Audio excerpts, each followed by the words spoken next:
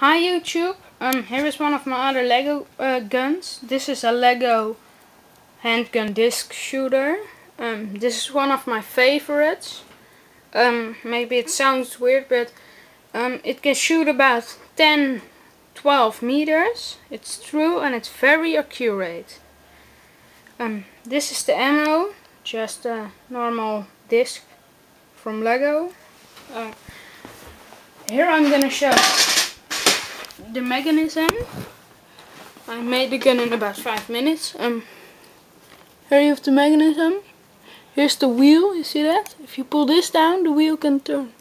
Pull it, it's stuck. Like that. Here is how to load this little rubber band piece. You put it back behind the wheel that's stuck.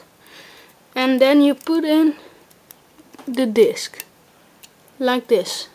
And then you're ready to fire.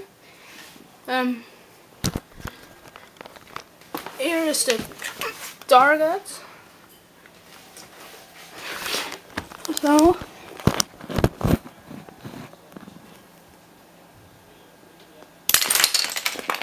like that. It's very powerful. Just the ammo again. It can shoot more wheels at a time if you put more in. Yeah, that was my Lego disc shooter. Bye.